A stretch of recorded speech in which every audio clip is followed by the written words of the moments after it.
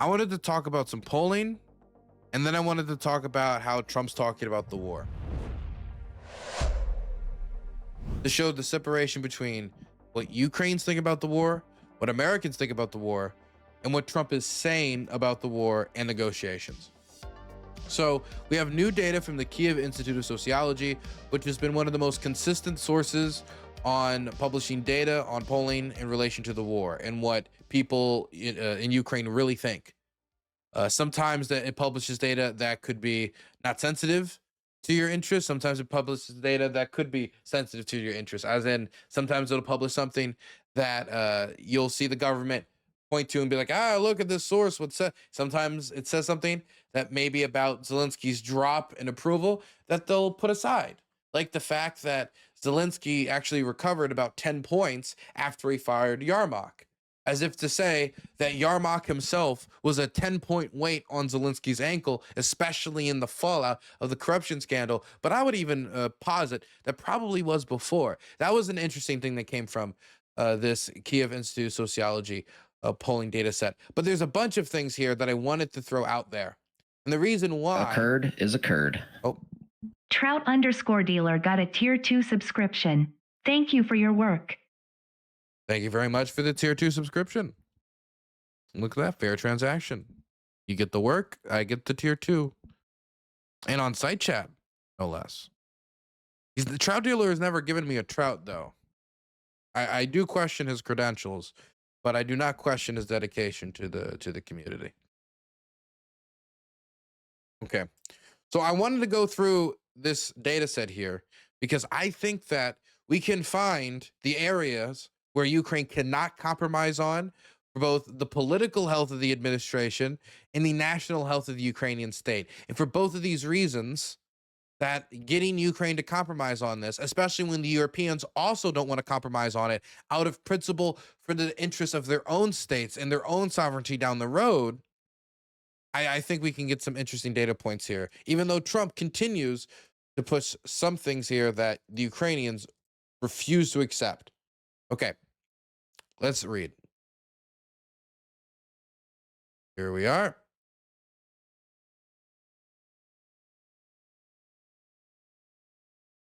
"72% of Ukrainians are ready to approve a peace plan." This is a data set that I've seen repeated a few times from the Kiev Institute of Peace.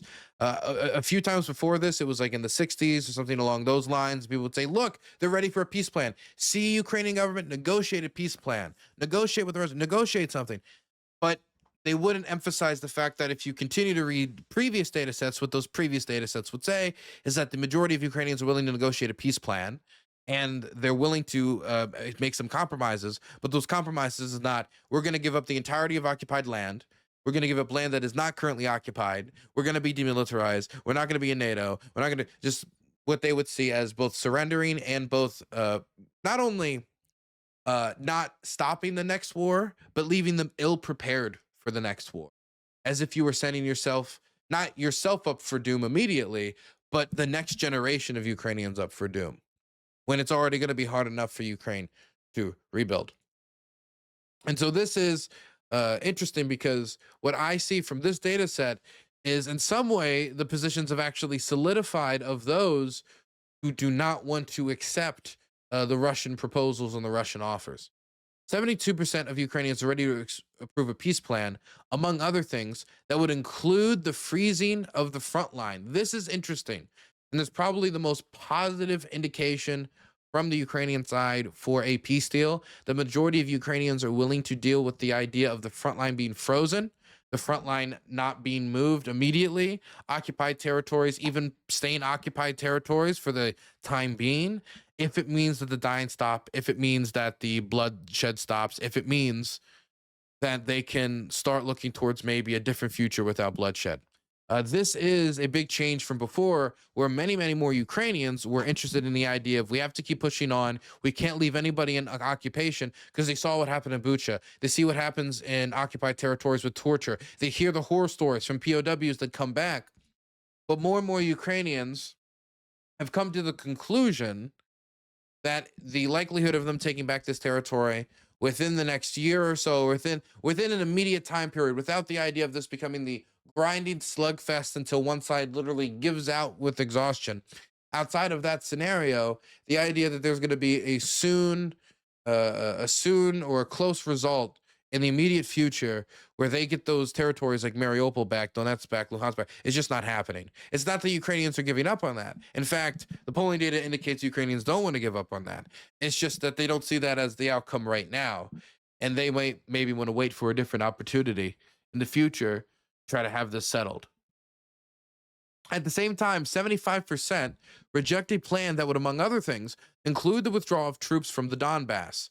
And this is, I think, a key thing here, probably one of the biggest for the administration, because this is the big concession that Trump is still demanding of the Ukrainians. Not many concessions or any concessions yet pushed on the Russians from the Trump administration. But this is the main concession pushed on the Ukrainians that the Ukrainians are absolutely refusing to engage with.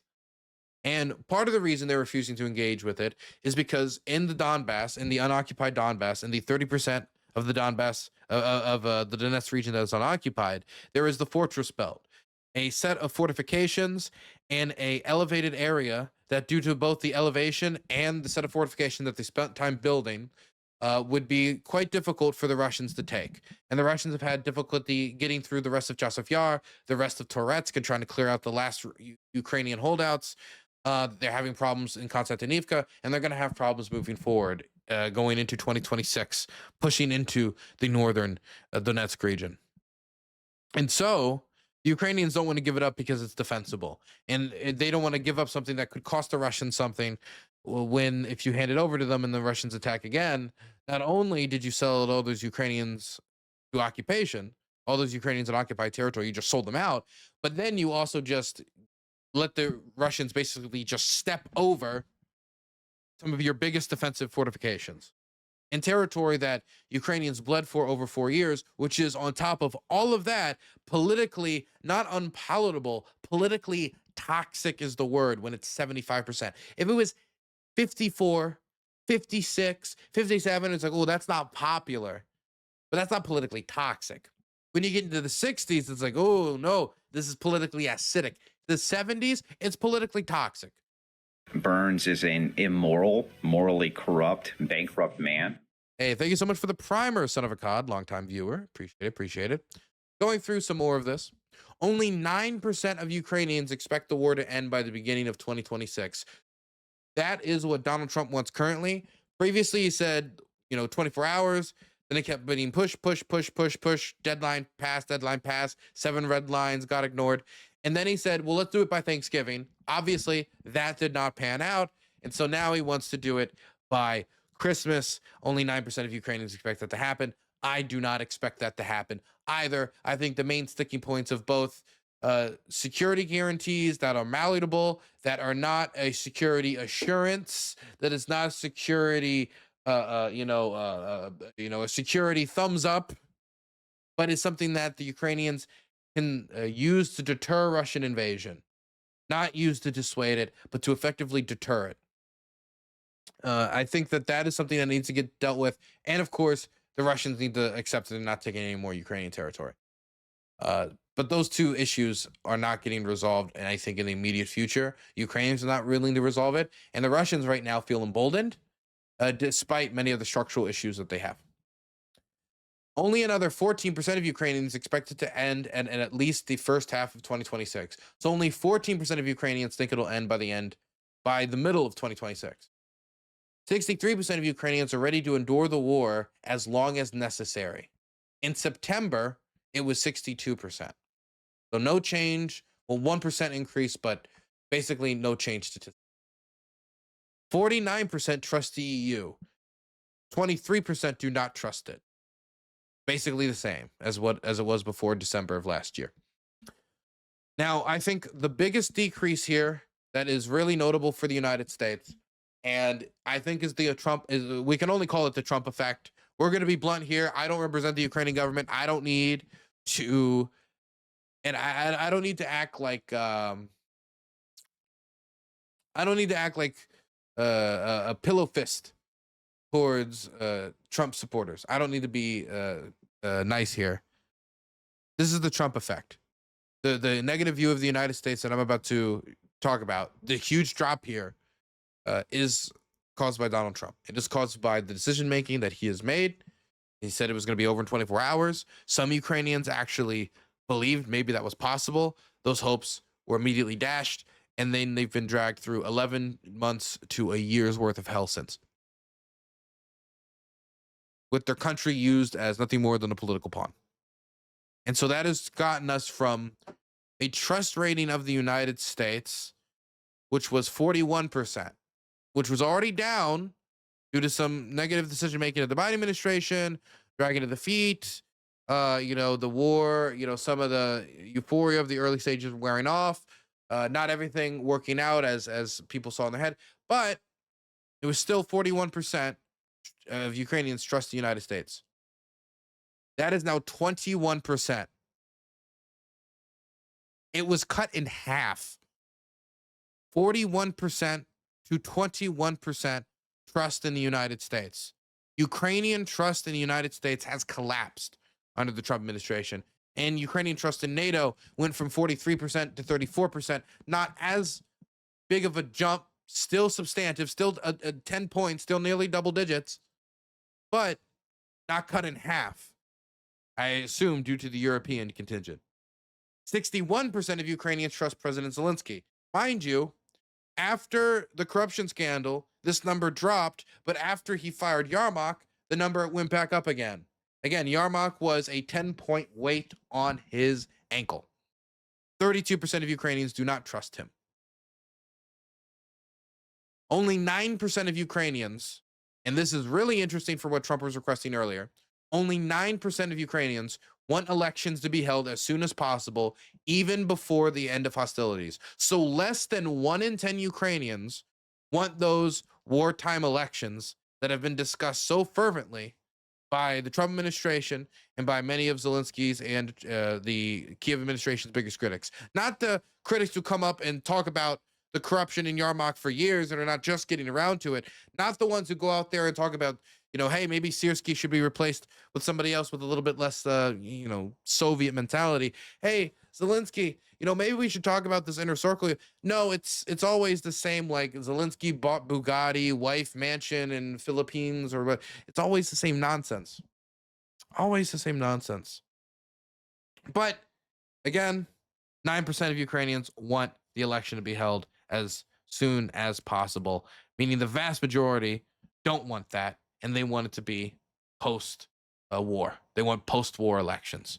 So while the Zelensky administration is seemingly entertaining the idea of war elections or elections during wartime to entertain the Trump administration, it is solidly against what the vast majority of Ukrainians desire due to the danger that it poses to them. And they probably also have some fear of either the unity of the state, and to be quite frank, for a lot of them, it's probably just not their main priority. Their main priority is probably immediate survival. Now, I brought up all these data points, not only to give you guys an idea of where the Ukrainians stand at this stage of the war.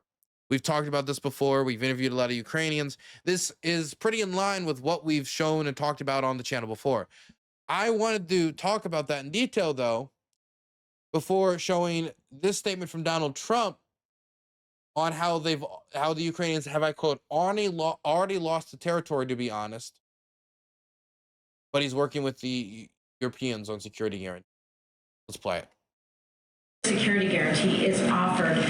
What incentive is there for Ukraine to give up any sort of territory? Well, look, you have, they've already lost the territory, to be honest. I mean, the territory is lost. But in terms of security guarantee, we're working with Europe on it. Europe would be a big part of that. And we're working on the security guarantee so the war doesn't start up again. We don't want to have a war start up again. As I said, with Thailand and Cambodia, two people I get along with great. And I dealt with them, and I called them, and I said, look, fellas, you got to relax. You got to take it easy. They lost. They started the war again. I got it ended. He said he got it ended, and then it wasn't ended. By the way, I do want to throw that out there, that he said it was ended, and then statements from the government very much indicated that it had not ended in the way that he had indicated. But this kind of like hopeful diplomacy, we'll call it that, instead of shameful diplomacy. We'll call it hopeful diplomacy. On a rare occasion, it works, you know, sometimes. Okay. So the way that Trump's talking about this right now is indicating to the American public, oh, should the Ukrainians have to give up territory? Well, they already lost it, as if that's not even a concession, as if the idea of the Ukrainians having to deal with the occupation of all these territories where tortures have taken place, where the Russians are setting up a separate administration, where the Ukrainian language is being suppressed, Ukrainian culture is being suppressed. You know, they're, you know, engaging in enforcement of laws that are contrary to the Ukrainian laws, suppressing civil society. You know, of course, every time they advance into a town, destruction does tend to follow. You know, so the way that it's being shown here is the idea that, okay, the Ukrainians are conceding by what? Giving up the territory they don't control. That's not much of a concession. That's the way Trump's proceeding, displaying it, even though that would be a concession anyway, by the way. If it's internationally recognized as Ukrainian territory, them having to deal with it being occupied is a concession in and of itself. But that's not what's being discussed in the peace deal. That's not what the main point of disagreement between the Trump administration and the Zelensky administration is. The main point of disagreement, even though the Trump administration has said, you know, we're on board with security guarantees, let's keep them secret right now. Let's figure it out. I don't know. Should it be an assurance? Or should it be a guarantee? An assurance? Yeah, let's good luck with that. But on the other side, they have not backed off at all on the idea of Russian occupation of the entirety of the Donbass. Mind you, many Ukrainians have fought and bled and died to protect their homes in Konstantinivka. I know many in the Ukrainian Armed Services who continue to fight because they want to stop their home from being occupied. And the same thing is true of Dobrapila. The same thing is true of Kramatorsk. The same thing is true of Slovyansk. There's even some people right now who have homes in Pokrovsk and Mirhorod who are literally fighting right now under the hopes that maybe a deal will get settled and they'll be able to, you know, the lines will stay where they are, and, you know, they'll be able to stay. You know, it's a very fleeting hope, but people continue to fight to protect that land, and over 100,000 people still live there. Slovyansk and Kramatorsk, 100,000 people still live there. Mind you, before the war, we're talking about like 500,000 people. We're talking about a lot more people. But right now, we're talking about 100,000 of people who are still living there under wartime conditions, when shaheeds often slam into Kramatorsk, when we're hearing of more and more FPV drone threats to the areas getting closer and closer to the city. And over 100,000 people still live there. That's the area, this fortress belt that we discussed earlier, that's elevated, it's defensively significant, and has over 100,000 people living there.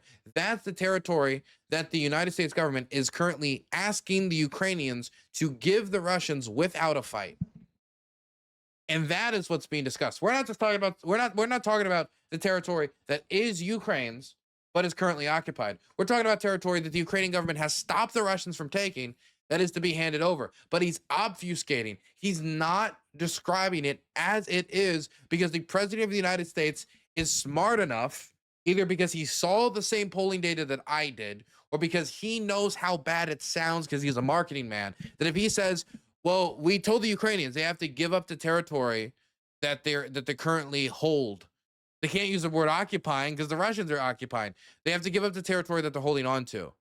If that is not only unpopular with Democrats, not only very unpopular with independents, but also very unpopular with the majority of Republicans, to make the Ukrainians give up more territory. Some are like, fine, freeze the line. You know, I don't like it, but to make them give up more territory is very, very unpopular. So Trump is kind of trying to make that concession happen almost silently.